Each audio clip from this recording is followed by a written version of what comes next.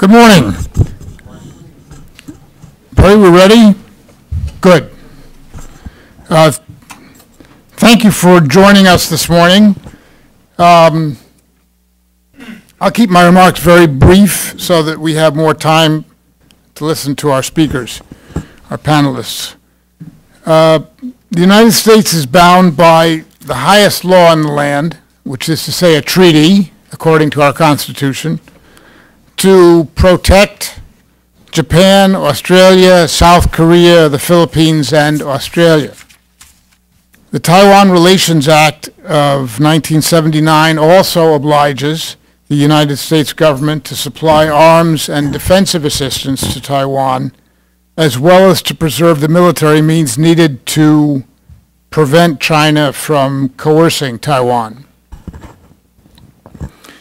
The reason for this bond between Washington and Taipei is not only that Taiwan is an active and robust democracy threatened by a large, powerful, and authoritarian state whose policy does not respect human rights. The reason for the bond between Washington and Taipei is not only that Taiwan is one of our largest trading partners, nor is it the commitment that Americans feel to a longtime friend. The bond is all of these, plus the subject of this morning's discussion, the strategic interests that unite Taiwan with the United States. Taiwan sits at the center of the first chain of islands that border the East Asian mainland. It is thus central to any defensive strategy designed to protect East Asia's security. Taiwan shares with the U.S. a vital interest in a balanced alignment of power in Asia. It shares with the United States an abiding interest in the outcome of the current territorial dispute between Japan and China over the Senkaku Islands. Neither Taiwan nor the U.S. wants to see China gain the ability to threaten Taiwan from an eastern island and the mainland, both of which are equidistant from Taiwan's northern coast. Both Taiwan and the U.S. share a strategic interest in a larger rather than a smaller U.S. Navy. But above all, Taiwan shares with the U.S. a powerful strategic interest in prospering, peaceful, a democratic region that respects the international order that is arguably in the interest of everybody. Here to discuss this morning in no particular alphabetical order at all are Dr. Chen Chang Teng, who is Distinguished Professor of Diplomacy and Director of the Center for International Negotiation at the College of International Affairs. Dennis Halpin, who's a visiting scholar at the U.S. Korea Institute at Johns Hopkins, at SAIS here. Paul Jara, who is president of Global Strategies and Transformation, which is a professional services firm, and Abraham Denmark, who is vice president for political and security affairs at the National Bureau of Asian Research. And let me, with that, turn the podium over to Dr. Tang, and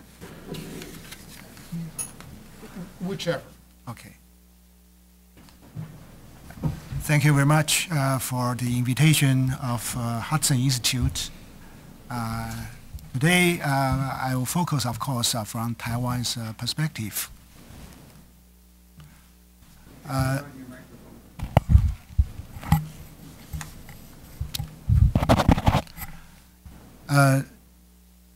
Let me put this in the first place. If we are talking about American foreign policy, three pillars, that is democracy, market economy, and security. So if we look at the current policy that is rebalance or pivotal Asia, then that's compatible with these traditional foreign policy goals. That is maintaining democracy, and the promoting market economy, and of course keep the security in the region. So if you look at it, so I'd like to discuss it from these three aspects. I know a lot of scholars and the practitioners usually focus on military security.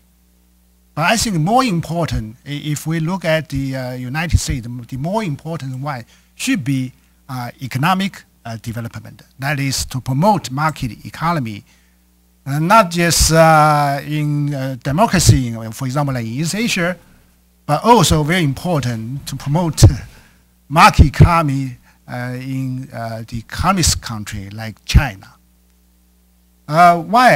I remember this is very important. If we look at some very well-known economists, they always mention something. Of course, there's no connection with politics and economics. But for example, Milton Friedman mentioned something in his books.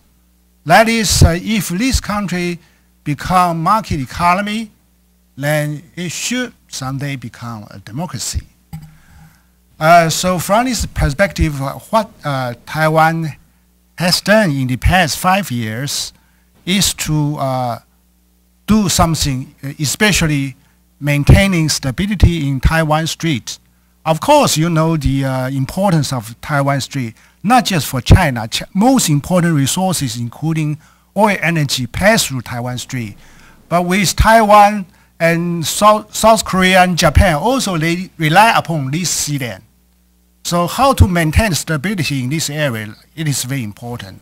So that's the reason why President Ma Ying-jeou, when he assumed the presidency in 2008, one very important thing is that to have kind of rapprochement with China. That is important. So in the past about 5 years, there are more than 19 agreements there, mainly promote economic connections. So right now, China is Taiwan the largest trading partners.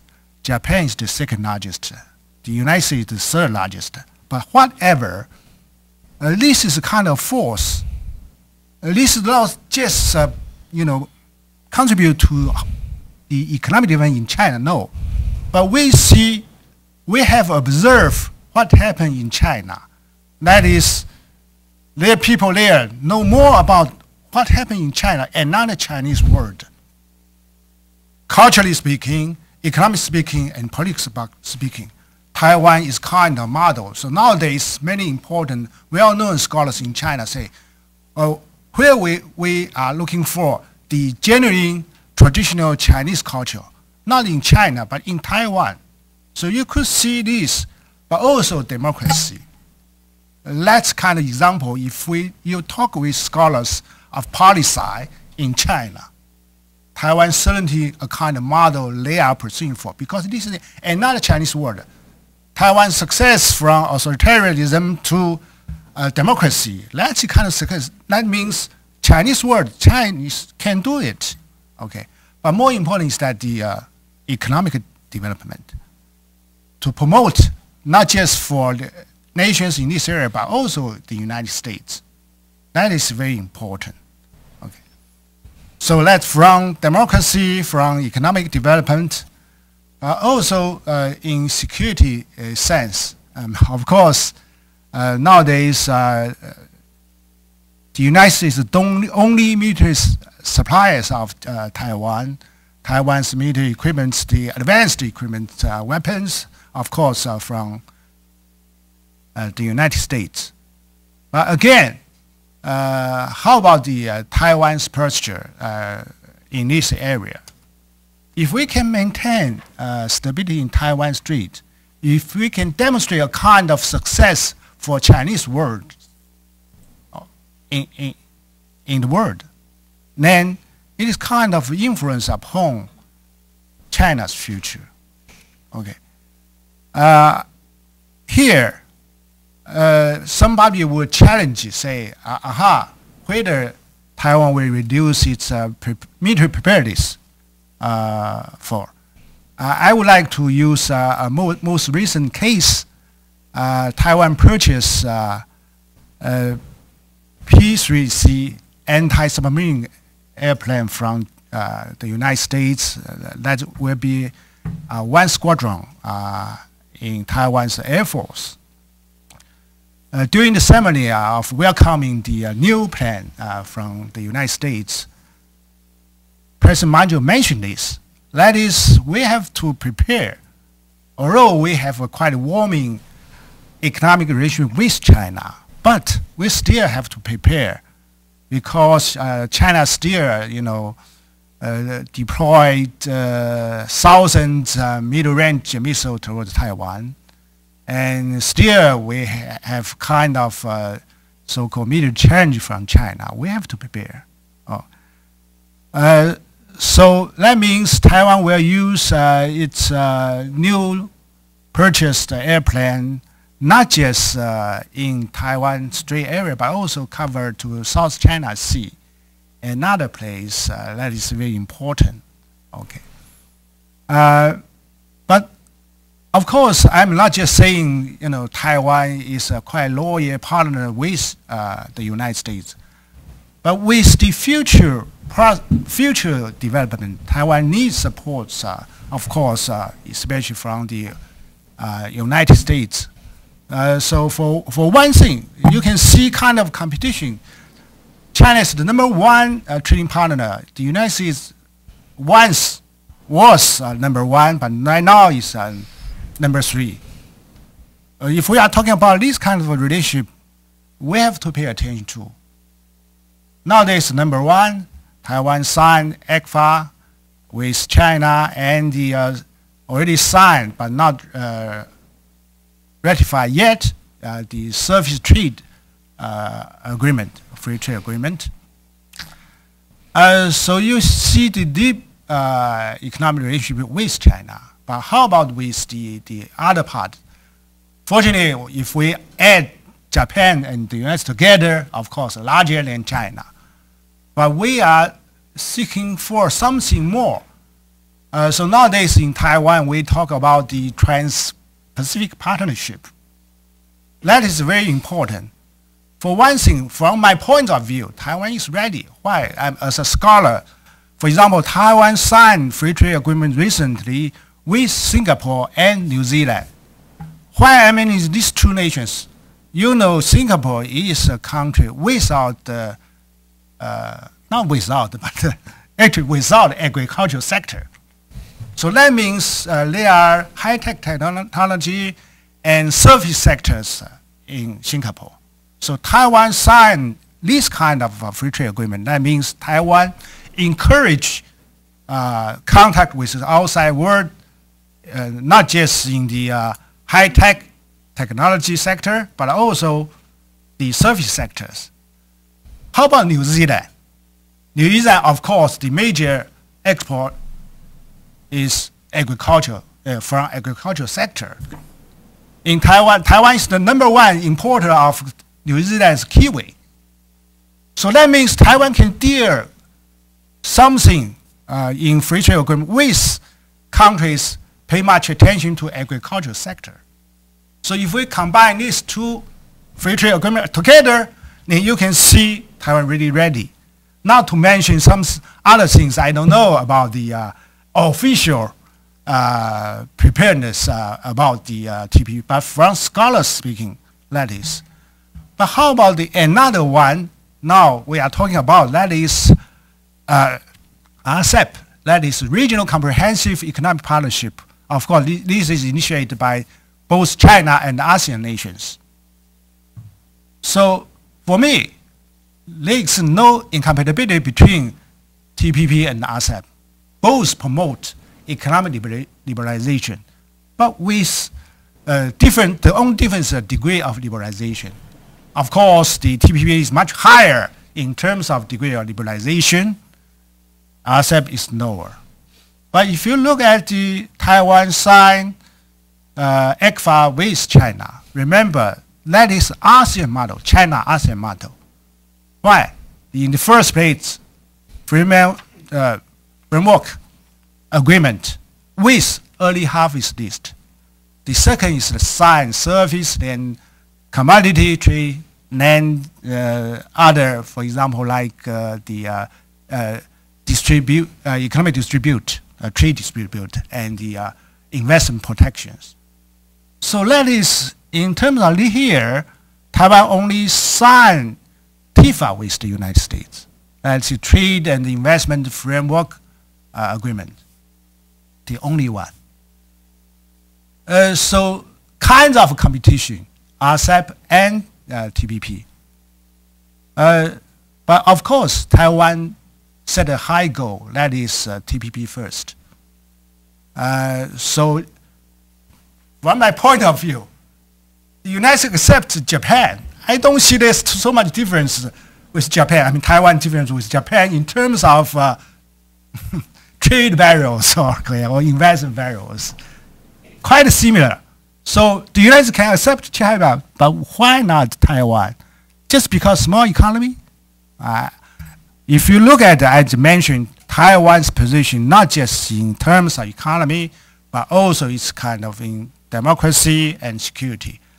And also kind of model maybe for China. I remember when I studied at Northwestern University, and when they talk about the Soviet Union, they say in the early days they think there's no change with the communist parties in Soviet Union. That's the early days. But later they found some changes after the death of Stalin. Changes and changes. So we suppose China can be changed. Of course, we see some kind of lights with recent the third plenary of the CCP Central Committee. Something there. But I'm not sure whether this can be true, but anyway, they have to go that way. Otherwise, CCP might face challenges from the people. So that's my talks about my perspective about Taiwan, China, the United States, and East Asia. Thank you very much. Thank you, Dr. Teng.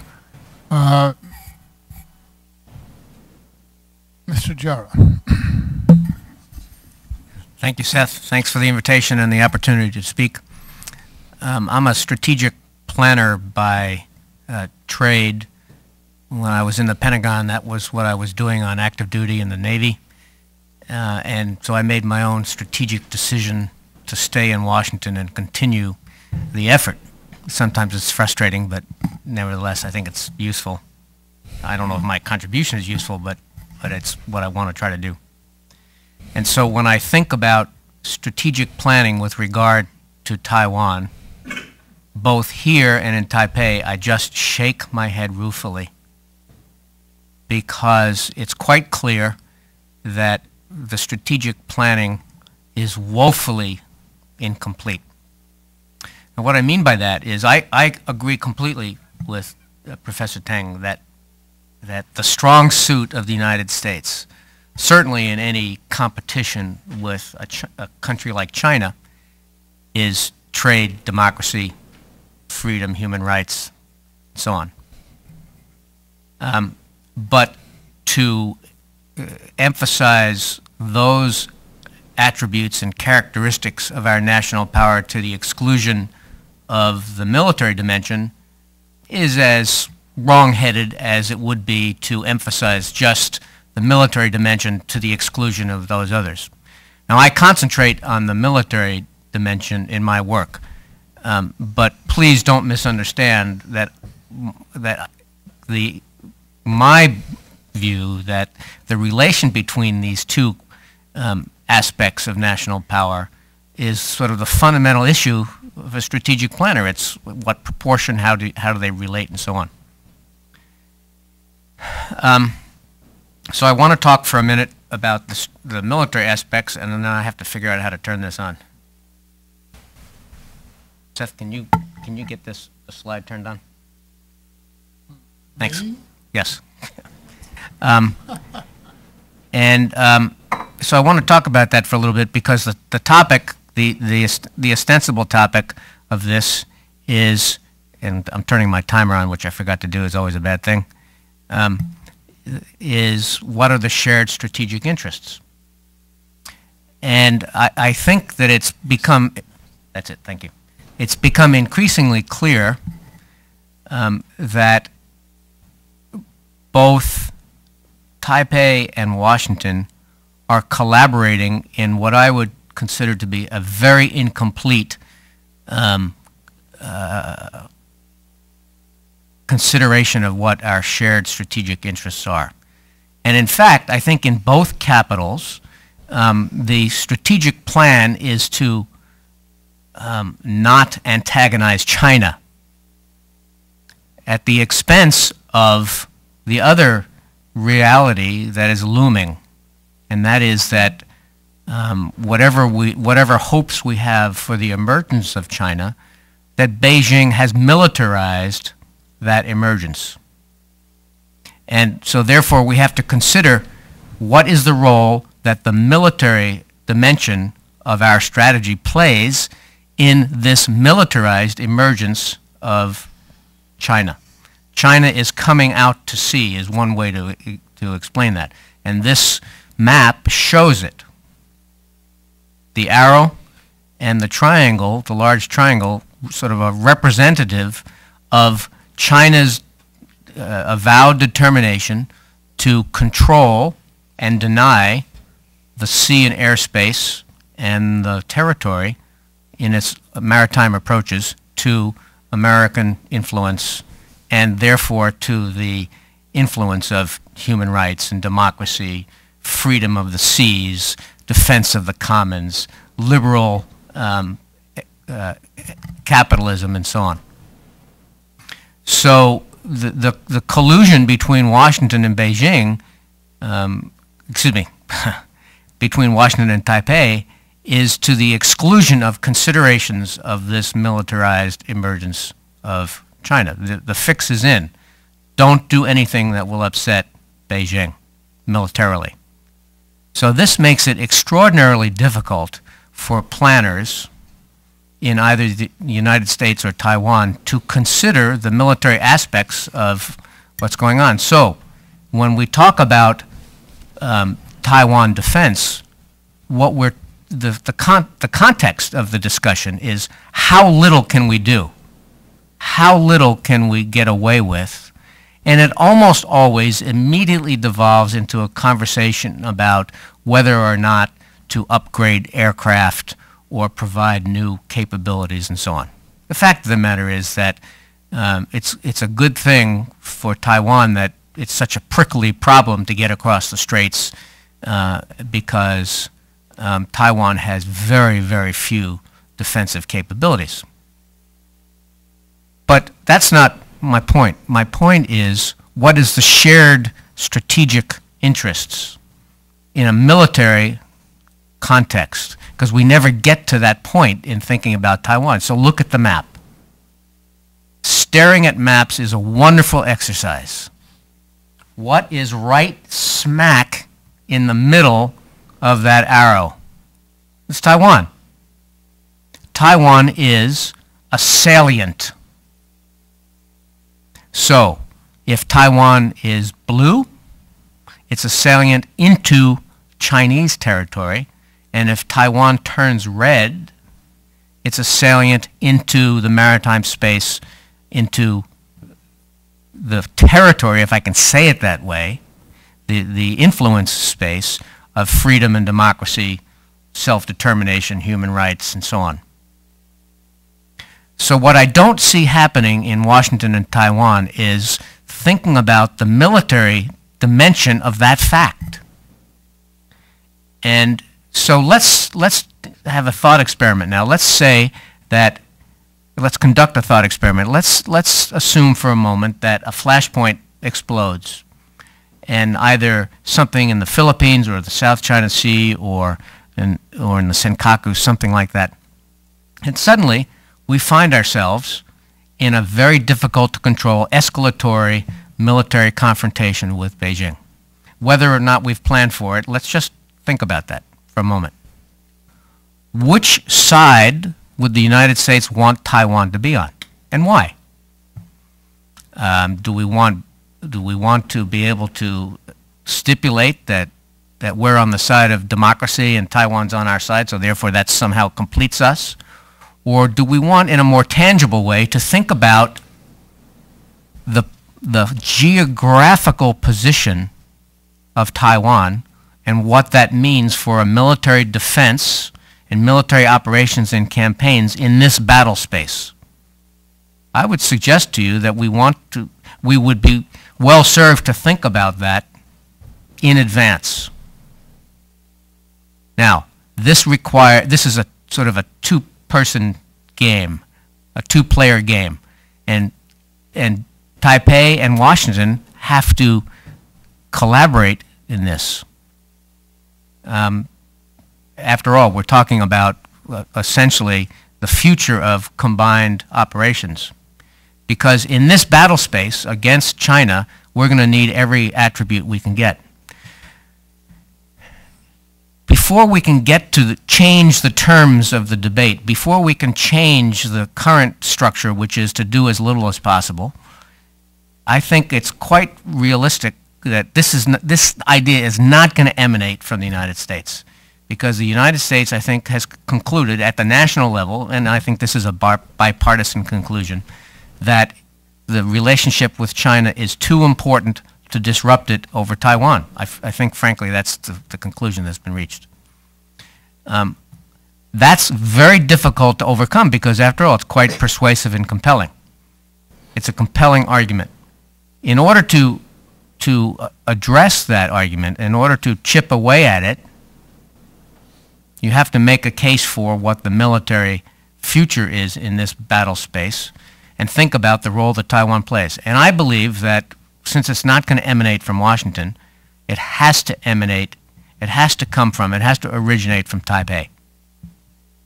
If Taiwan is not serious-minded enough about considering its military security in this context of the emergence of China, then nothing is going to change. If Taiwan, however, takes a round turn, as we say in the Navy, and thinks about the military dimensions of this to increase its own security, but then also to add to the bilateral context of cooperation, economic, political, but also military with the United States, then the notion of the role that Taiwan can play as a salient, as a point of departure for operations, and so on, is going to have to come from Taiwan. This is classic military planning. There's nothing secret, there's nothing magic about this. It's simply that it hasn't been done because the politics have been so overwhelming that we just haven't done it. We've just decided that somehow that's destabilizing to even think about. My sense is that if China is going to work out to our universal satisfaction, that China's military aspirations have to be checked so that the democratic aspects of regime maturation, as the professor has mentioned, the economics of it and so on can play out. So but we have sort of cast aside the military aspects of this, and you can see it in the arms program's rhetoric and the rationale for reducing the transfer of arms to Taiwan. So it seems to me that this is the first strategic step, is to get beyond that, to start doing some thought experiments, start thinking about the irreducible realities of the geography here and the fact of where Taiwan lies in this battle space. Thank you. Paul, thank you. Abe? Well, first I want to thank the Hudson Institute for inviting me to speak. Speak closer to the mic. First, I want to thank the Hudson Institute for inviting me to speak with such a good panel. It's a real pleasure to join such eminent scholars, especially my old friend Paul, talking about such an important subject. Before I get into the core of my remarks, I also wanted to recognize the presence of my old boss, David Sedney, who was the Deputy Assistant Secretary of Defense for East Asia when I was on the China desk in the Pentagon. So, frankly, if someone were to ask me to write a paper on the convergence of U.S. and Taiwan interests, the first person I would call would be David Sedney. So I'm very happy and a bit intimidated to be speaking with him in the audience. I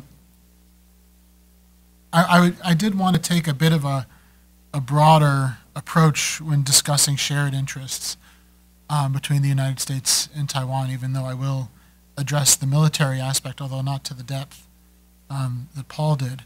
But I did want to start by trying to think about what is the irreducible fundamental basis of U.S. and Taiwan shared interests.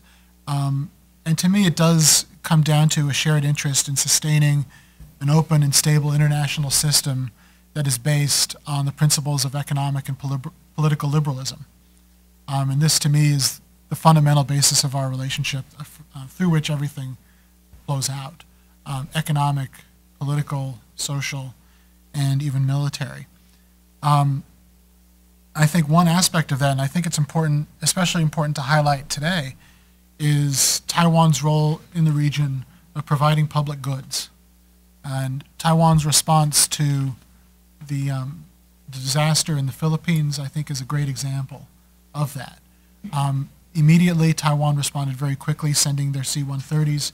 I think it was one of the first to get to the Philippines after the disaster hit.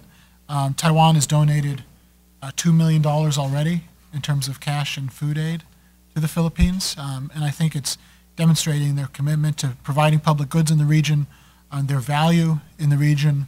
I also think Taiwan, in this sense, just by its own actions, demonstrates a good example and model and a good contrast to how the People's Republic of China has responded to this in terms of its slow, hesitant, and fairly small response to these disasters, demonstrating the difference in how they view their role in the region and the responsibilities to their neighbors and to the international community writ large.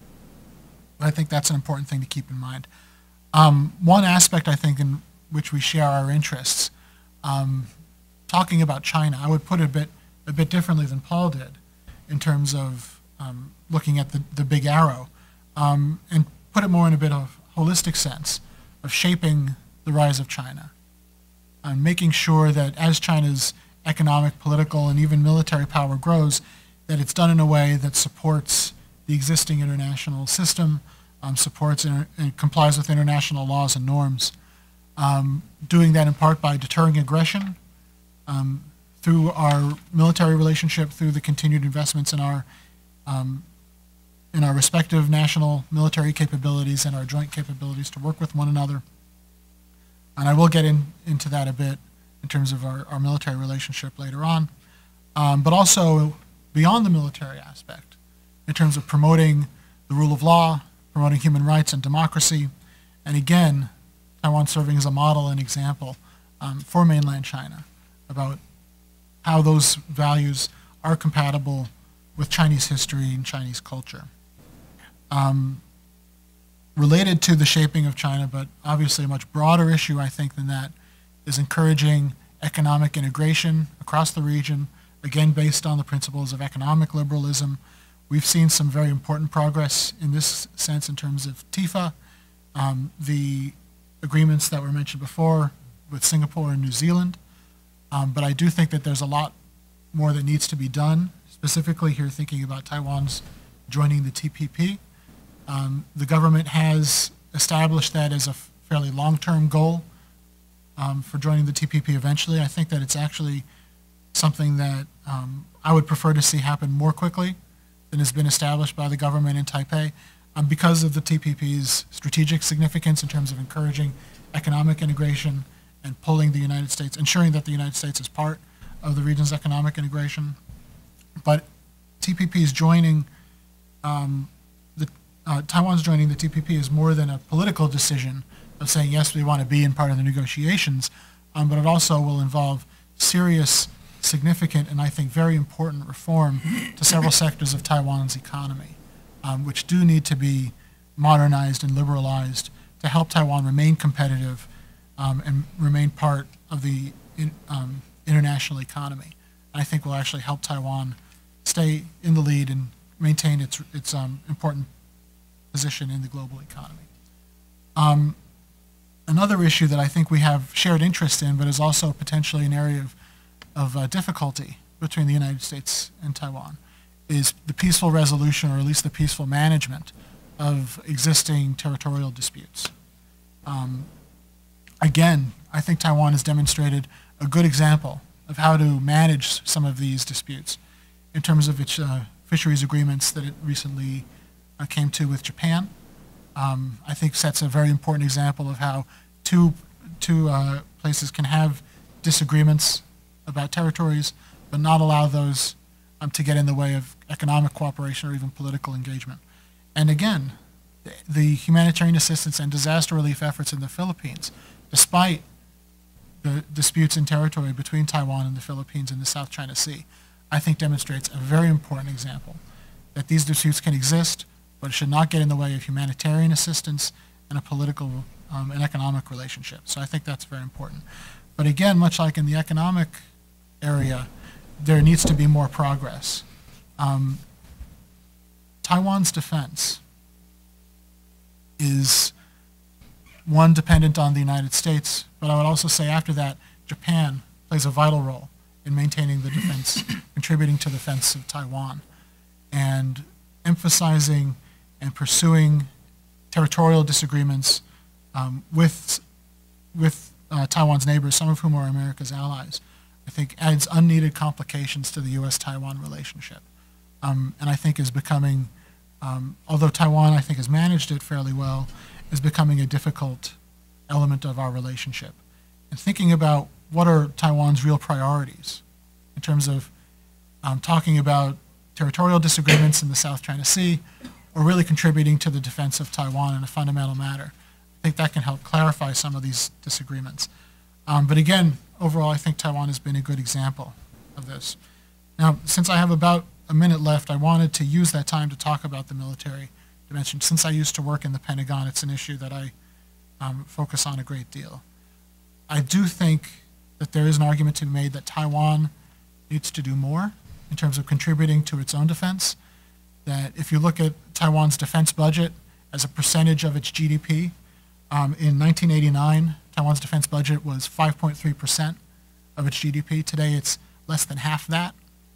And that is at a time when the military challenge from the mainland has been intensifying year to year in a very dangerous pattern, in which the mainland's budget continues to grow at an exponential rate, and Taiwan's defense budget has remained basically stagnant for several years.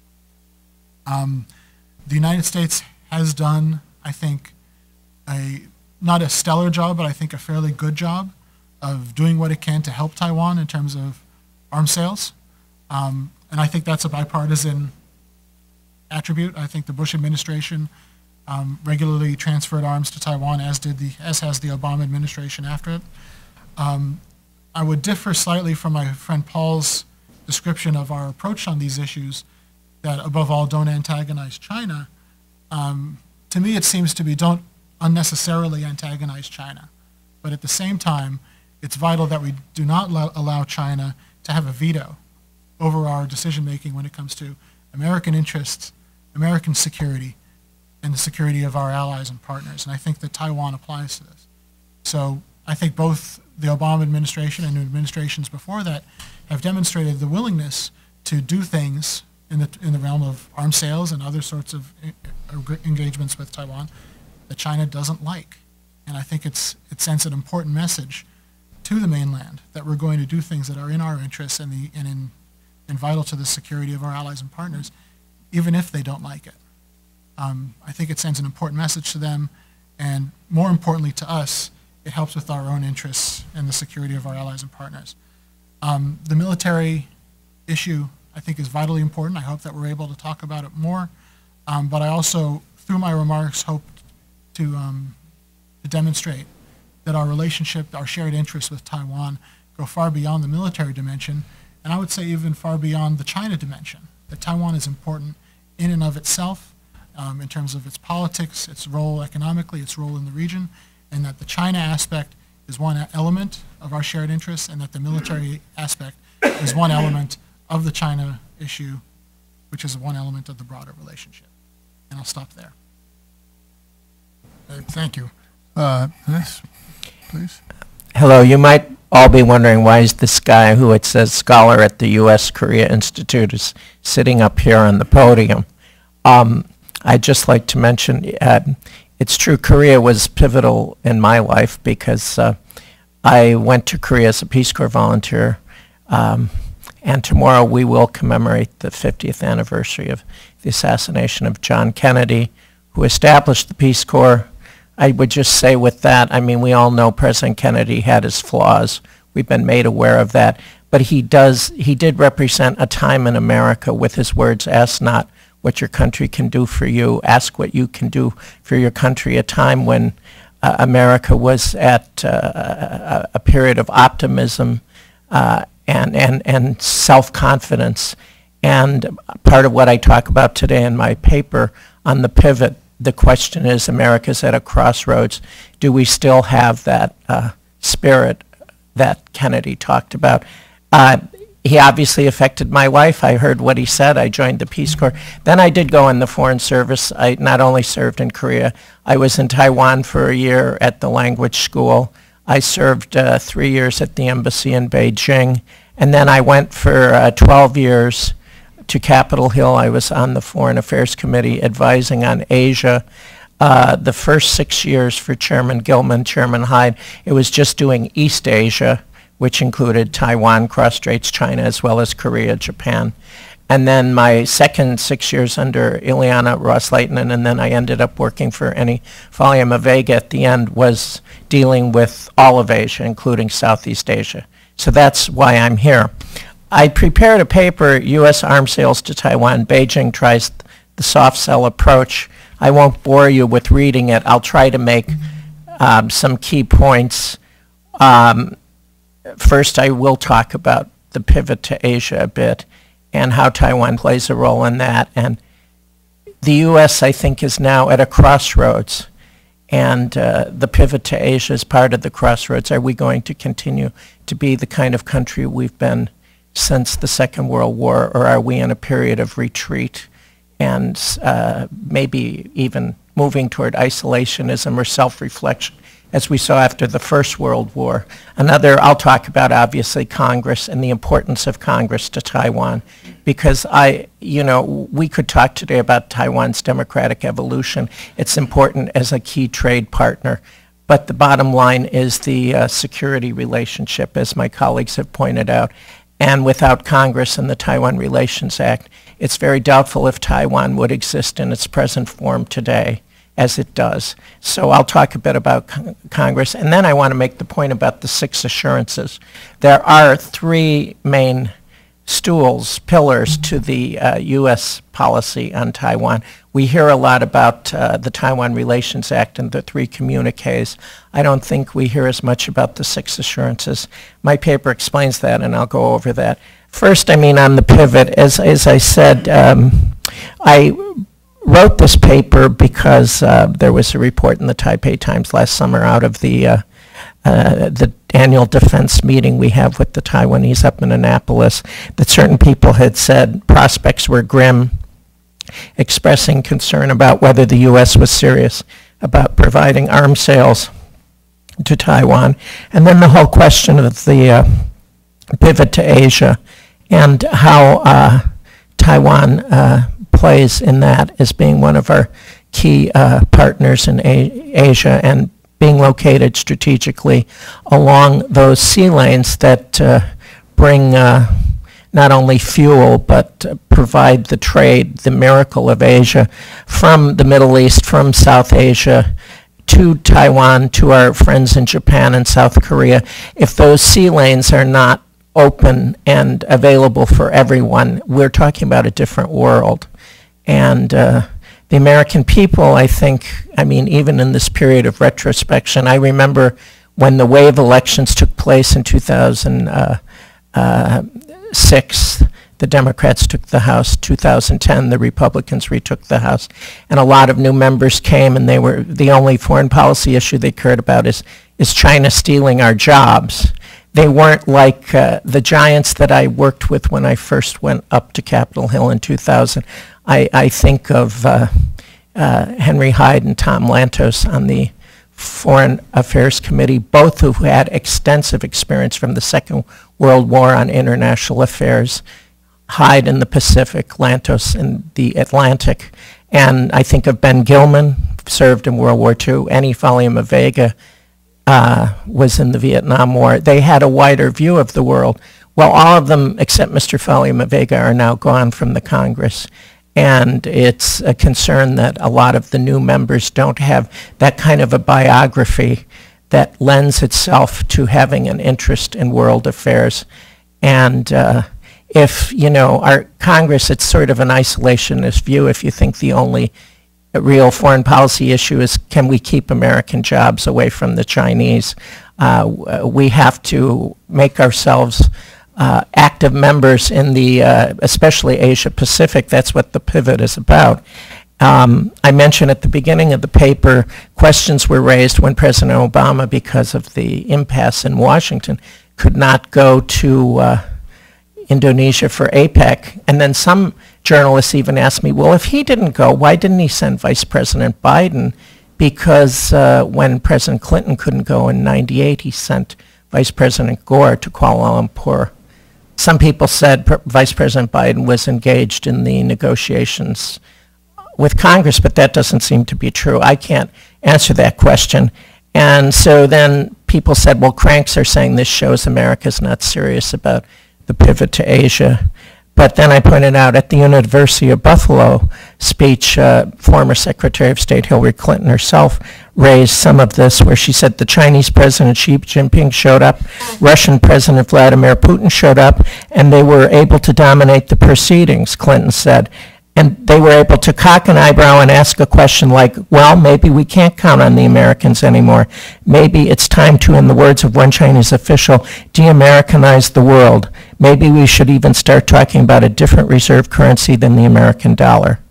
So it wasn't just cranks, but it was Hillary Clinton who raised concerns. And I think, as I said, Taiwan is a key in this because, as Paul pointed out, its strategic location, and as General MacArthur said, as the unsinkable aircraft carrier, but on these sea lanes, which will be the supply lines for the global economy, we have to think about this as a serious issue. You all know the history. You're all Taiwan experts of what happened with Taiwan. You know, President Nixon went to Beijing. Henry Kissinger supposedly said to Zhou Enlai, wait till after he's reelected and we'll deal with the other issues with Taiwan. That probably, everyone interprets that to have meant the abrogation of the Mutual Defense Treaty and de-recognition of Taiwan, recognition of Beijing. As you know, because of Watergate, President Nixon could not accomplish that. Jimmy Carter did that.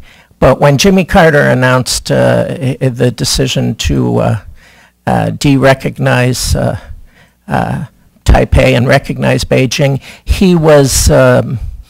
he did that in December, and it took effect January 1st. This gave the Congress, Friends of Taiwan, time to rally. As you know, Tommy the Corcoran, the old lobbyist for FDR, and Barry Goldwater got together and saved Twin Oaks, and members like Lester Wolf and Ben Gilman, who were on the House Foreign Affairs Committee, helped draft with the Senate the Taiwan Relations Act.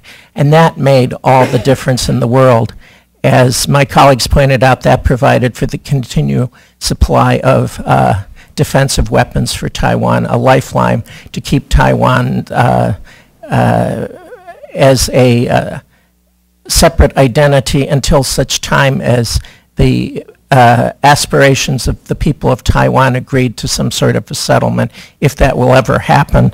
Well, then Al Haig came in, and you know, he was an old Kissingerian, and he negotiated the third communique, which read in part, having in mind the foregoing statements of both sides, the United States government states it does not seek to carry out a long-term policy of arms sales to Taiwan, that an arms sale to Taiwan will not exceed either in qualitative or in quantitative terms the level of those supplied in recent years since the establishment of diplomatic relations between the U.S. and China, and it intends to gradually reduce its sale of arms to Taiwan, leading over a period of time to a final resolution. Well, that sounded pretty definitive. Of course, Ronald Reagan was not pleased with what had been going on, and as a damage control policy, he prepared the 6 assurances, which he had Jim Lilly deliver before the third communique was announced. Beijing thought it had resolved this issue, which for them is a key issue, with the third communique. And as you know, Ronald Reagan did not have great confidence in his Secretary of State. There was the whole issue of the I'm in charge when Al Haig said when President Reagan was shot, and even though it was hard for President Reagan to fire people, he did accept Al Haig's letter of resignation shortly after the third, or I think it was even before the third communique was issued, actually. So what is the 6 assurances? I mean, if you really want to see a great summary of that, Harvey Feldman, the former ambassador who was at Heritage, there's a paper online from 2007, Ronald Reagan and the Meaning of the 6 Assurances Today. But Reagan issued a statement at the time where he said, that it is essential that the quality and quantity of arms provided Taiwan be conditioned entirely on the threat posed by the PRC, both in quantitative and qualitative terms. Taiwan's defense capability relative to that of the PRC will be maintained. So what he meant, in short, as long as Beijing continues to build up its military posture and its missiles against Taiwan that result in instability in the region, the U.S. should and will continue the supply of arms to Taiwan. Oh, Al Haig resigned July 5th, so he resigned 1982 before the third communique was issued. Now, we've had, it's been problematic to get presidents to repeat the 6 assurances as part of our policy. When Bill Clinton, who of course is remembered in Taiwan for sending the fleet at the time of the missile tests and the re-election of Lee Teng-hui, so people in Taiwan have a warm heart for Bill Clinton. But I was at the embassy in Beijing in '98 when he visited and issued the 3 no's, and he kept sort of forgetting to mention the third communique. When President Obama visited in 2009, he also kind of, I cover in the paper the public relations problems with his Shanghai town meeting and how the Chinese were supposed to broadcast it and then censored it. But he also had trouble remembering the 6 assurances, and it was the joint statement at the end of that where the U.S. actually used the word core interests, which the Chinese considered a great victory because they consider Taiwan a core interest. Since then, the Obama administration has been very careful not to use the word core interest. But I'll conclude by saying, so that's why my last chairman on the House Foreign Affairs Committee, Ileana Ross-Layton, and she had a hearing on October 4th, 2011, and she pinned Kurt Campbell down and asked him specifically whether the 6 assurances was part of U.S. policy on Taiwan. And Mr. Campbell said, as I stated in my opening testimony, yes, we do abide by the so-called 6 assurances, and among the most important is an assurance that we do not pre-brief China about what we will do with respect to Taiwan. So you see here, the Obama administration is on the record. I just emphasize that the 6 assurances are a key part of the 3 parts of U.S. foreign policy toward Taiwan. And as I said, I worked on the Congress. It was the Congress through the Taiwan Relations Act and through the continued support the Congress has given that has kept Taiwan going today. as the democracy and free market economy that it is. Thank you. Yes, thank you very much. Let's take a 5-minute break here, and then we'll return for questions and answers. I didn't go too long, did I? No. Are you following me around, Dave? How are you? Yes. Hey. I was just in Taiwan for a week. Oh, good. So I didn't have a chance to meet you, but one of my colleagues.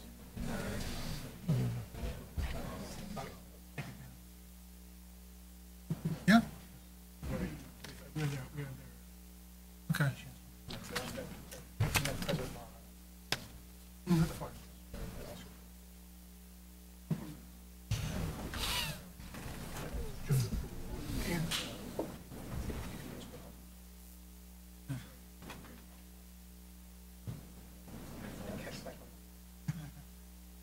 Who else was in your group?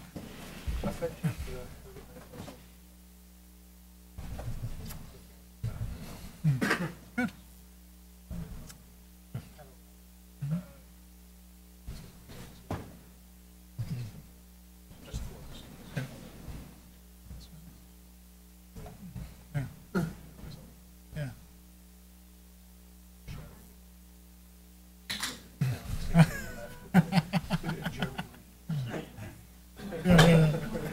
Yeah. Better that the Houston Rockets arrive rather than the Beijing Rockets. We got Jeremy. Let's mention one thing, sorry. We're still on. Including Ron Just gives up.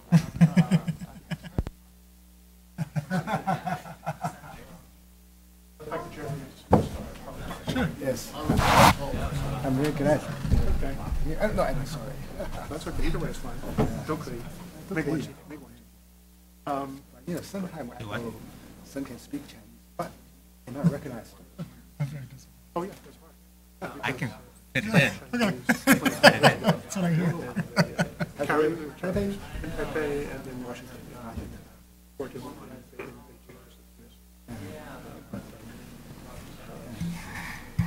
But it's a good idea to move away from microphones. Very well treated. Happy to talk to the microphone.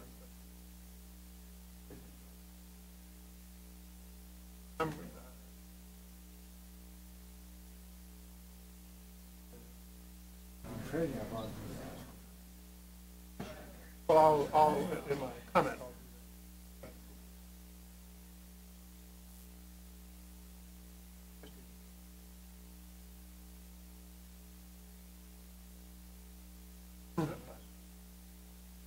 Hi. That's right. That's right. I remember the name more than the face. I'm not sure that we met.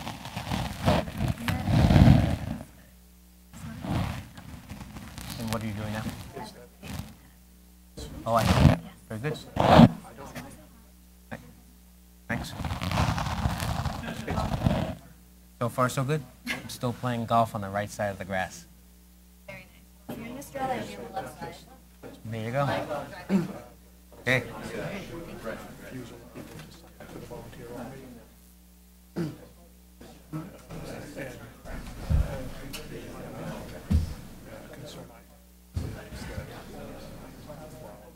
Yes, we met with President Ma, President Ma said I'd like to have F-16s. Department they continue to trust the U.S. Well, what I see President Ma doing is mobilizing people to support Taiwan's efforts.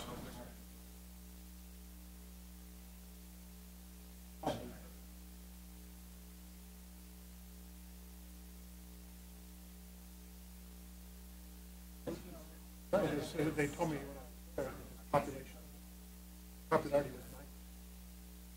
9. No, That's quite low. Well, that's what my friends said. Did you know Shelby Kim? She's an old friend of mine. Anyway, but but it's still very low. Hundreds of millions. Wrong. Yes. They.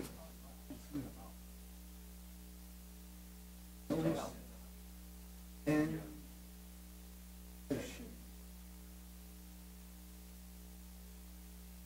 I don't know why.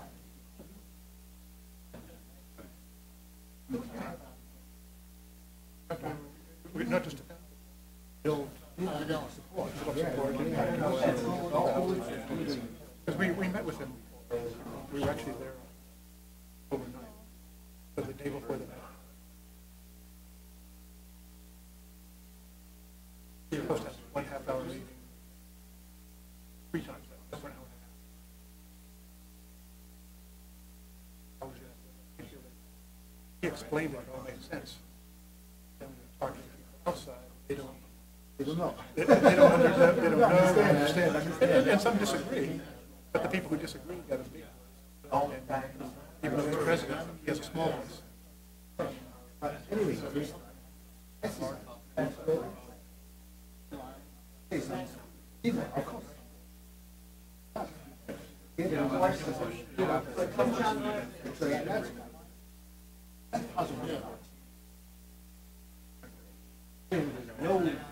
I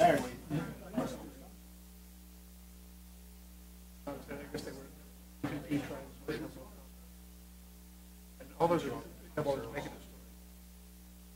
But at the same time, you have regional situations in the West having a much sort of policy.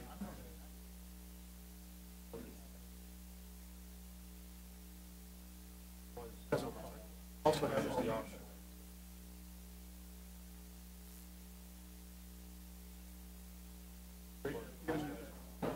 Security issues. Countries that are right. Taking certain issues in Taiwan.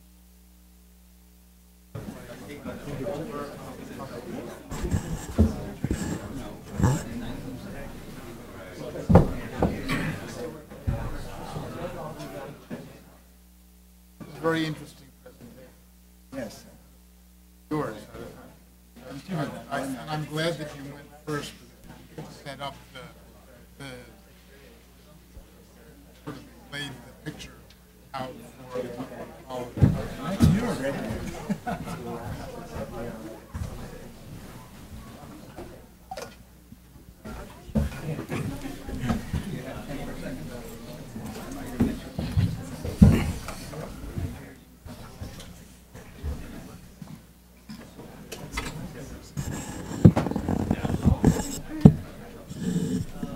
Say that again. All right. Not all right.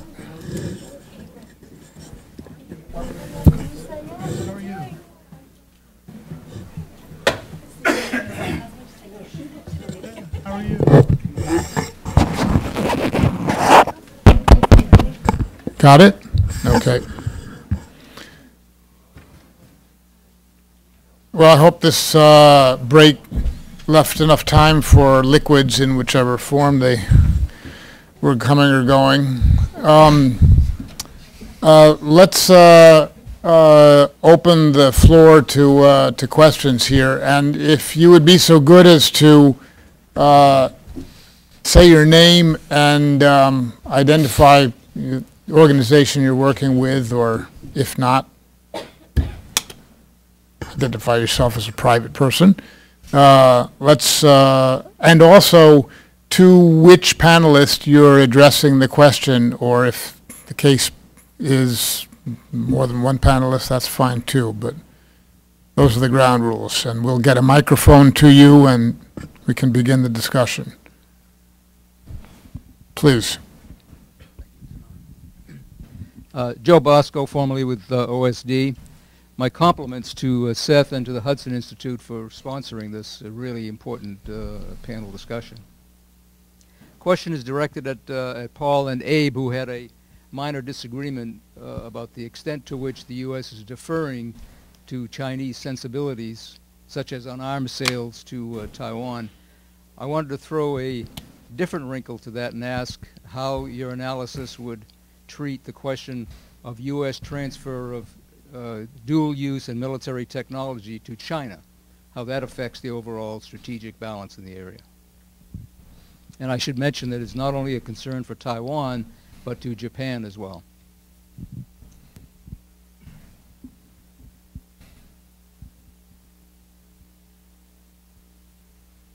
The transfer to which you refer, that is to say to Beijing, of dual use in military technologies, like everything else in the relationship, is, to the extent that it occurs, is predicated on the belief that we can work things out, and things are working out, and the trend lines are positive, and Beijing is being responsible, and so on. But you'll notice that in the broad dialogue, that people have stopped, I think, you correct me if I'm wrong, stopped talking about China as a responsible stakeholder. And in fact, I think perhaps, certainly in my view, but if not universally or even commonly shared, that China is being somewhat less than responsible, that China is being competitive with a hard edge, and so that that is perhaps seeping in. But of course it changes the relationship, because you saw the chart you saw the map annotated with my beliefs that China is coming out, it's coming out militarily and it's militarized. So transfers of that sort to Beijing, of course, affect the balance, and affect the balance in a wrong-headed, counterproductive way from the perspective of American national interest. And I want to emphasize that my remarks earlier need to be thought through not from the perspective of Taiwan national interests, that's not what I was getting at, but American national interests, that we need to see these strategic circumstances for what they are, and think through from that American perspective what the shared strategic interests are between the United States and Taiwan, and then act accordingly. But that the first step, whether it's strategic planning or arms transfers to either Taipei or Beijing, depending upon what you're looking at, have to be seen in that strategic context. The strategic context, in my sense, is wrong, and is based on a fiction. That's not a way to plan strategically. I don't know if I have much to add beyond what Paul said. I think obviously there's going to be a natural inclination to be hesitant and careful when it comes to the technology transfers with China. There's actually a fairly robust legal regime covering these issues, which, it's not only, so I think the policies that we have are not only legally required, I think they also make good policy for the reasons that Paul mentioned. But I do think over time this is an issue that's going to require more nuanced thinking, in that as our economies grow increasingly intertwined, as our economic interests become more and more integrated with one another, the idea of what constitutes dual use in a way that would concern defense planners, I think, requires some nuanced thinking. Ultimately, for example, things like internet servers could conceivably be considered dual use if they're used for military capabilities. But depending on the specific capabilities, the specific requirements of the technology that is considered to be transferred, may or may not be of something that's of military or strategic concern. So I think it's difficult to say, yes, dual-use transfers are bad, or no, dual-use transfers are good. I think it's something that requires a lot more nuance looking at the specific project, and I think that some of the institutions and mechanisms that we have in place, looking at dual use, looking at investment between the two sides, are fairly cumbersome or fairly old-fashioned, and need to be continually updated, I think, to account for contemporary technology realities and our economic realities. All right. Okay. Mr. Secretary.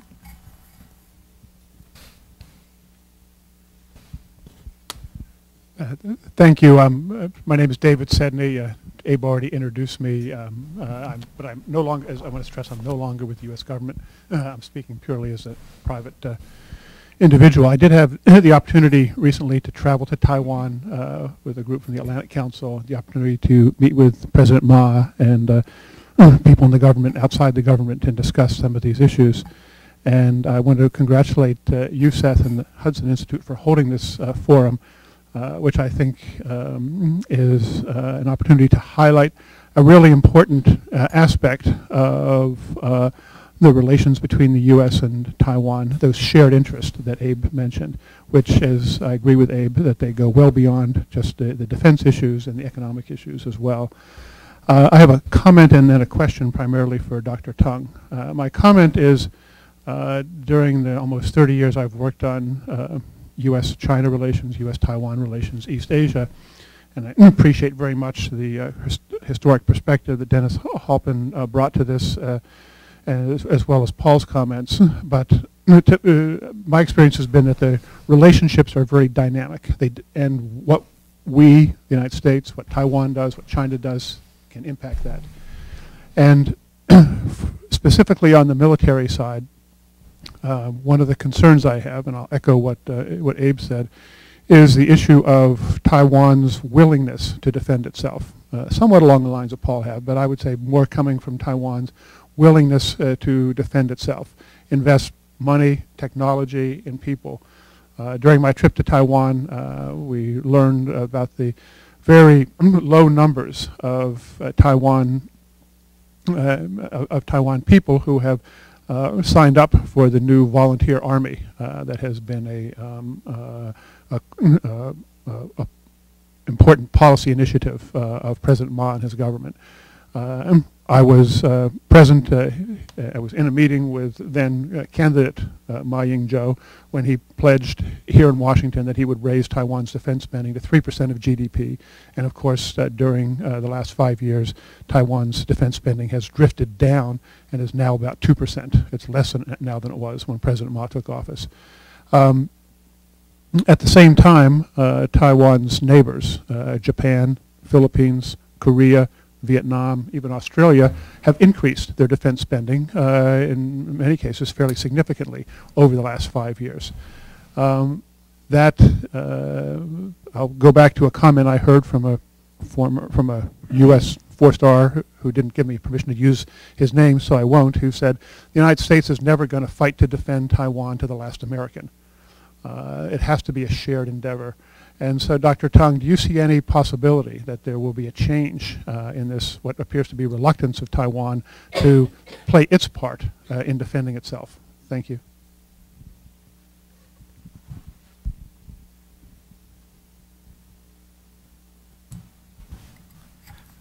Yes, the question about whether Taiwan would like to defend itself.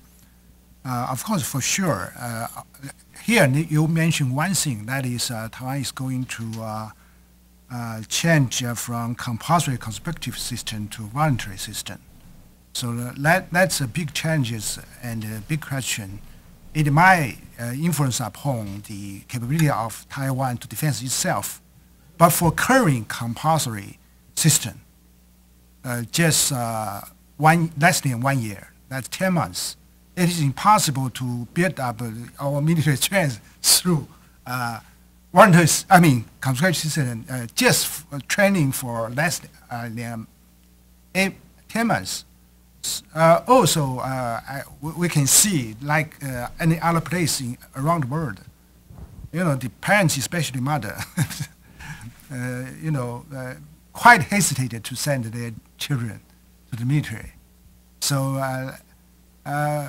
but more important is that to change from compulsory to voluntary system, that is the kind of way to really forge a quite strong armed forces. In the meantime, actually speaking, now we use a compulsory system, but we also, simultaneously, we also have a so-called voluntary system. That is, we recruit voluntary soldiers. So I don't know the percentage, but anyway, simultaneously we have this. So that's for one thing. Another thing is that I suppose your question related with the cross-strait relationship. Because kind of rapprochement, maybe it is kind of changing the will of the Taiwan people defend themselves. I actually answer this question from this kind of perspective. That is, we have lots of contact with our counterparts in China, including our students. Up to now, for myself, from what I heard from my students, they don't like Chinese live in China or study in China. For the time being, it's okay. So they have different kind of perspective of China. Even a lot of propaganda, a lot of way to buy young students or scholars. Now, from context, we know what is our national interest. Taiwan's interest. So I don't think that Taiwan people don't have this kind of will to defend itself. But with regard to the arms purchase, that is another question. With lower budget, I'm not the expert, but as far as I know, nowadays you have problem with Obamacare. But in Taiwan, we have a national insurance program. Ever since that program started maybe 10 years ago, it's just a kind of cost a larger chunk of our budget. So we know in policy side, we always mention the kind of conflicts or competition between arms sales or social welfare, just like in the United States. So if we are to look at Taiwan's national budget, it's shrinking with the lower economic development. But if you look at the budget to see the percentage, you see this is kind of way Taiwan faces as in the United States, whether you like butter or bullet. So, of course, you can see in Taiwan with kind of democracy, usually speaking, not just ruling party, but also opposition party, they would like to increase the kind of social wealth for the people. So that's another thing, not the will. I don't think that's the willingness to defend Taiwan, but with that kind of budget, with that kind of social welfare or national insurance program, you surely see these kind of results. That's my answer. Thank you. Question here, and then next there. Hello. Thank you for your panel's comments. I'm a master's student studying international relations at Syracuse University. My question is, as the U.S. is rebalancing in the Asian Pacific, you see the U.S. cooperation with Japan on the U.S.-Japan defense missile system. Is there the possibility that the U.S. will do more than just selling arms sales to Taiwan? And another question would be, as the rise of China and advanced weaponry has been a hot topic, as well as the issue of A2D2, NTIS access, NTIS denial systems, Taiwan has been recently a testing ground for China's cyber attacks. How would this affect the U.S.-Taiwan shared strategic interest in the Asia Pacific? Thank you.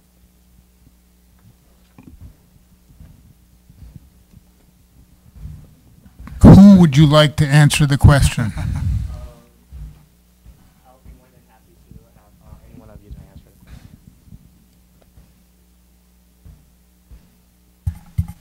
question. One of the things that loses out in the current political circumstances with regard to U.S.-Taiwan defense relations are those fundamental infrastructure issues that are so consequential in any effective defense relationship. Things like command and control, C4ISR, staff planning exercises, wargaming, and so on. So those are, to answer the first part of your question, these are the things that are forsworn, for all intents and purposes, in the U.S.-Taiwan relationship. So almost all that's left are sort of marginal arms sales. So these are the consequences of decisions that have been made in Washington and Beijing, in my view, but also to a large extent in Taipei. So when the government in Taiwan listens to what's emanating from China and the United States with regard to Taiwan's position, says, okay, we're just going to have to go along with these gale force winds. So this is what gets swept aside, is this infrastructure upon which, sort of planning infrastructure, connectivity infrastructure, which is the basis for effective military relationships and planning and operations. I would just add, looking at it regionally, you're definitely right. Japan, since Mr. Abe's become Prime Minister, has definitely indicated a willingness to take a more active role, which some people see the U.S. has the pivot to Asia, but with sequestration, budget cuts, and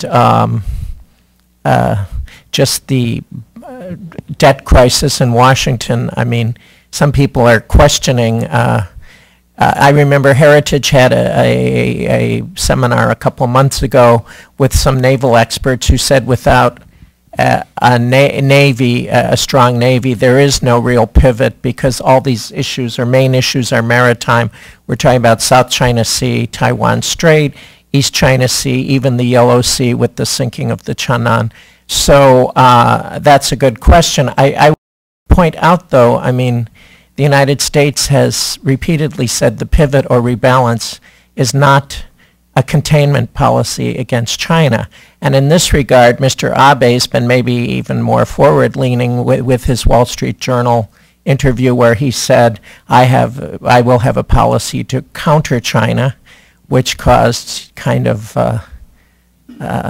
certainly I know the bloggers in China took note of it. And I have to say, in the United States, I go outside of Washington to do reality checks to Chicago, St. Louis, or Oklahoma, where the wind goes whistling down the plain, and people there say, counter China, do we really want to fight China over a couple of rocks in the East China Sea, meaning senkakus? I mean, that raises the whole question of what I was talking about, the Kennedy era of a world power with ask not what your country can do for you, ask what you can do for your country. And America today, I mean, we saw with Syria the question whether or not we should have bombed the chemical weapons in Syria. It was a 3-day operation, and yet you saw the great public policy debate and the great opposition expressed over a 3-day aerial engagement on Syria. So where are the American people on this? And I mean, certainly Japan is certainly indicated a willingness to take a more active role in its defense. With Korea, we have the question of operational control, transfer of that. Are the Koreans willing for it? And what Abraham said with Taiwan about budget issues. So that's a great question. I don't know the answer. Thanks very much for a very fine panel. I'm Mike Fonte. I'm the director of the Democratic Progressive Party, the opposition party in Taiwan's office here in Washington. Just want to note that the DPP has put together a very comprehensive set of defense papers talking about 3% of GDP for defense issues, but more comprehensively looking at across-the-board development of Taiwan's defense so it can be part of the pivot and keeping peace and stability in Asia. And I think it's really important to underscore that I think whatever President Ma's policies are currently, the Democratic Progressive Party at least has a different view of how to deal with cross-straits issues and how to deal with Taiwan's position in the defense alignments. In those papers, one thing that the DPP has underscored is the developments in the Hudson Institute, which is the institute where a lot of R&D has been done on weapons development. And I wonder if the panelists had some ideas about whether the focus that Taiwan can put on indigenous development of weapons really can help ease this question of arms sales and make Taiwan really able to defend itself and also able to integrate itself into the more comprehensive defense alignments that are now being raised in East Asia. Thanks.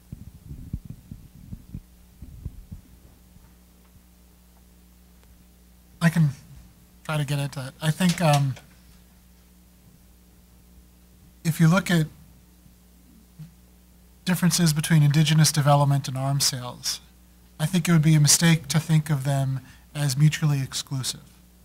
I think that what Taiwan needs to find, and I think that Taiwan has demonstrated an ability to find this, is the balance between those two sources of acquisition of military capability. That there are some types of technologies, but more importantly, I think operational experience that the United States brings that is difficult, if not impossible, to build indigenously. While there are other sorts of capabilities I think Taiwan would be very able to build. But the key point, I think, is that they're not mutually exclusive. In a broader sense, in terms of defense planning under budgetary constraints, well, every military plans under constraints. I mean, that's true for every military. There's a great document that the Pentagon put out I think it was about a year ago, that basically said that there's going to need to be an adjustment between capacity, capability, and readiness. Capacity in terms of force structure, the number of soldiers, the number of battalions, the number of ships, capability in terms of force modernization and investment in those sorts of capabilities, and then readiness in terms of operations, maintenance, exercises, those types of abilities to how many forces and what kinds of forces you want to have ready to go at a moment's notice. And then in a budget-constrained environment, you need to choose between some balance between those three areas of expenditure. It seems to me that the Pentagon, when it's thinking about budget cuts, is emphasizing more the need to maintain its capability. It looks like there will be some cuts to capacity in terms of cutting the size of the Army, cutting some ships of the line, while maintaining investments to make sure that our capability remains not only intact but continues to grow and remain at the cutting edge of technology. And I think Taiwan, considering its budget cuts, especially considering the budgetary implications of the all-volunteer force, in which it's been our experience that an all-volunteer force increases in cost about 1.5% more quickly than inflation. So that's, without reform, that's going to take up a larger and larger percentage of the budget over time. That over time, I think Taiwan is also going to need to make those sorts of decisions between capacity, capability, and readiness. And it is my expectation that because Taiwan is dealing not only with a much smaller budget than the United States has, but also with a much more direct and large-scale military challenge than the United States has in a relative sense, that those sorts of choices are extremely difficult. And ultimately, it seems to me that a defense budget needs to increase in Taiwan. I don't think there's any way around it. What's interesting to me, and I'll finish here, what's interesting to me is that both major parties in Taiwan have accepted officially the 3% benchmark. Personally, I think it would need to be higher. I look at, Singapore's investments is higher than 3%. Israel's is about 6.5%. And that's the kind of scale I think that Taiwan needs to be at in terms of investment.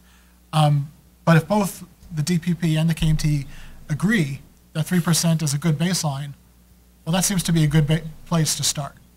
That if both of the major parties can agree on that, it seems to me that that's a good place to start and discuss building up from there is where I'd like to see things go personally.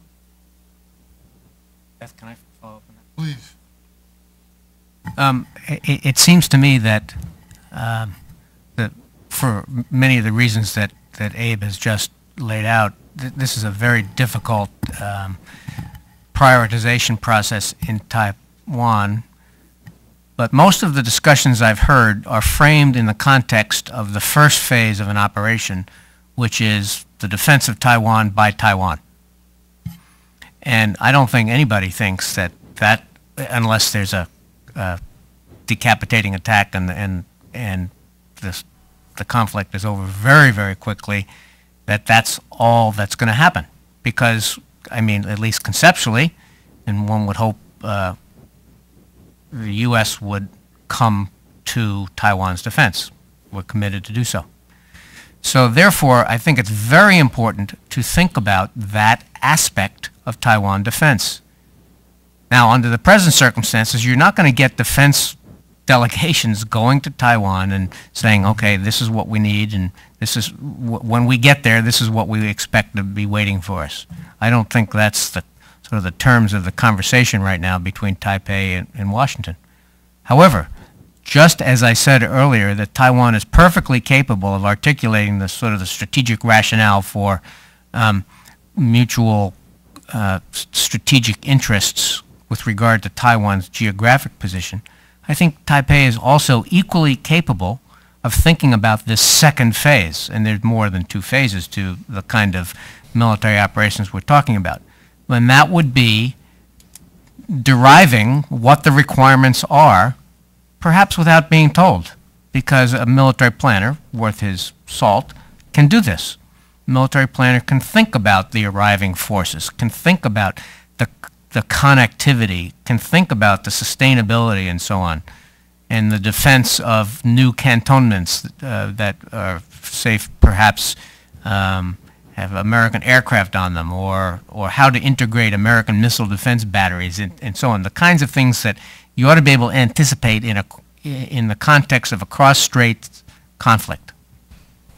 So it's a mistake, in my view, to concentrate and in some cases almost exclusively on arms transfers for the defense of Taiwan by Taiwan. That's important, don't get me wrong. The first phase is the first phase because it's the first phase. You got to do that. But there's more to it, and you can't leave those other planning and acquisition issues to later somehow, because these kinds of conflicts will develop very quickly. There's no time after the start to take care of them. You have to think about it now, and Taiwan's perfectly capable of doing that. Please, here in the front row. Gerald Chandler. Do the problems that you've been discussing all morning go away if China becomes democratic?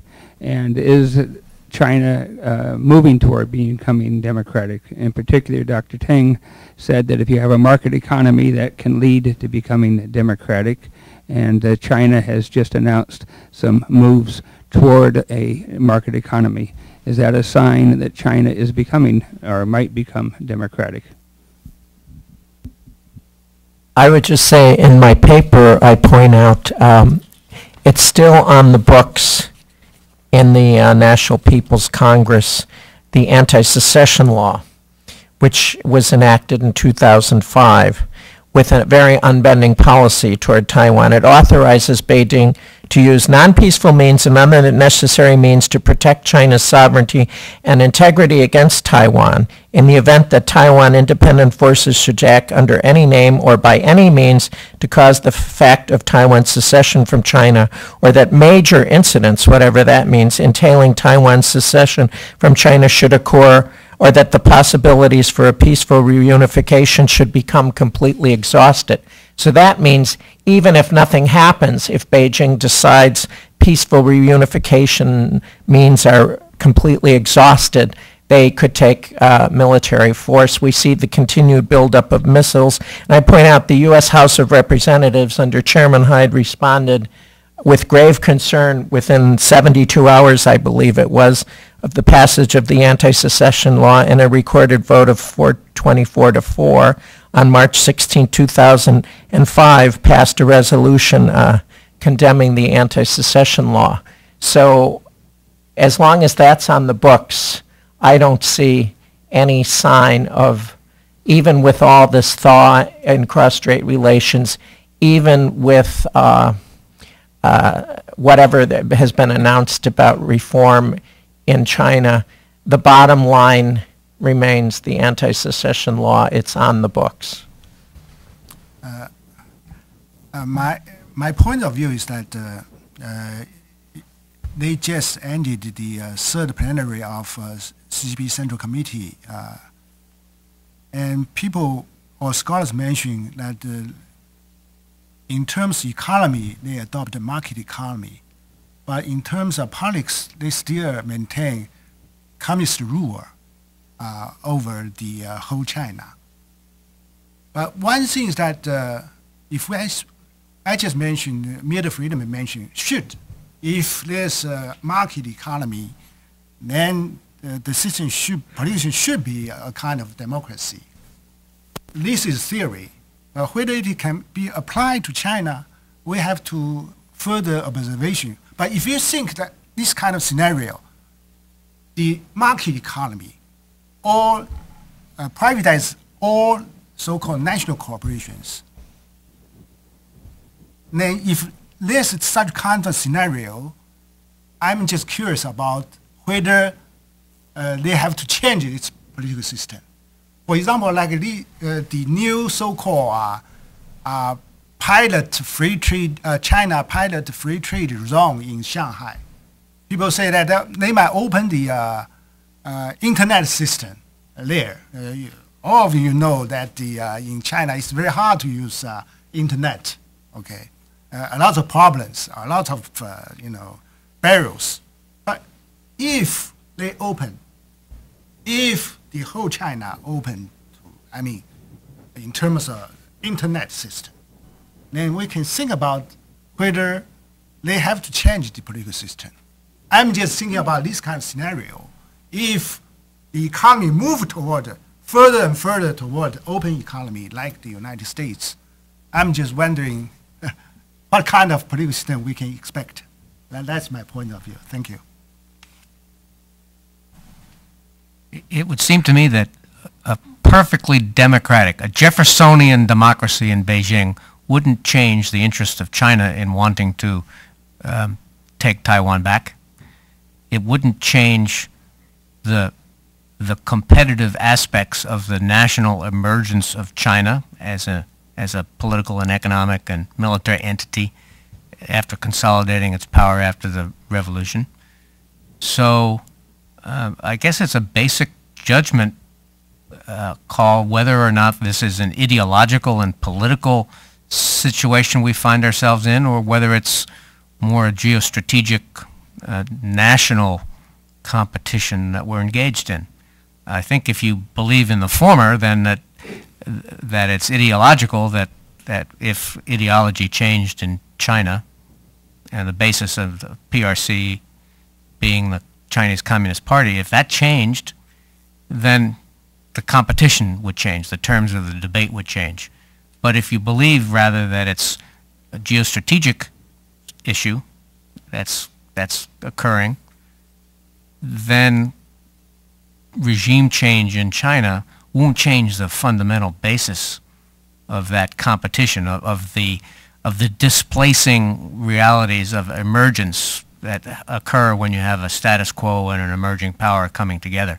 And by the status quo, of course, I mean the United States power and China. So that also depends upon worldview. And whether we think we're in a postmodern world where geostrategy doesn't work and we just have to sort out the ideological differences between us, and it's a basic input for strategic planning. I would emphasize just a few things. The mention of the third plenum, I think, is important in that while it embraces some aspects of a market economy, bringing more market forces into the mainland economy, there is very little room for and very little interest, seemingly, in political reform. And that's been true for quite a long time on the mainland. So, the willful transition to a democracy on the mainland is not something that I see coming down the pike for the foreseeable future. One of the interesting things, though, when I think about it, and I completely agree with Paul's analysis that it really depends on whether you see this in the divide as ideological or strategic. support in Taiwan for reunification has been historically very soft, very low numbers for basically consistently as they've been conducting this. And I think one reason for that has been the political system on the mainland is just very unattractive for most people in Taiwan. So I think it would be interesting, should this scenario play out and the mainland start to embrace democracy and become more politically liberal, whether that would change attitudes in Taiwan in terms of unification, I think would be very interesting. My sense is it might be ironic that the most effective tool that the mainland could exercise to move closer to unification would be political reform at home, in terms of removing barriers to unification. Not that I think that that's in the cards, certainly willingly in Beijing, but in terms of how that dynamic would play out, I think it's a very interesting question. I would just add to what Abraham said. I think when people in Taiwan look at Hong Kong and the reversion after 97 and the implementation of one country's two systems, things have not really worked out in a way that would give people in Taiwan any confidence in any sort of a formal political union of any sort with the mainland at this point.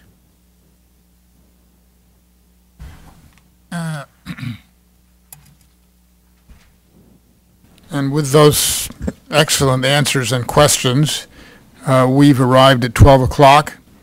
I think this meeting has been very useful. We've looked at an explication of current strategic views in Taipei and Washington, and covered the influence of our views of China on the strategic balance, the influence of budgets on strategic views, especially defense, and with the challenges to Taiwan's defense, we also managed to include a 25-year-old argument over the question of whether freer markets lead to political freedom in China, which I think has been resolved, but I guess it hasn't been. So I would like to thank all of you for joining us today and thank the panel especially for an informed and rational and extremely interesting discussion of the question. I'd also like to point out that we're looking forward to a conference on economics, the economic relationship between Taiwan and the United States in mid-December, and I hope you'll join us then, and you'll certainly be receiving invitations shortly. Thank you once again.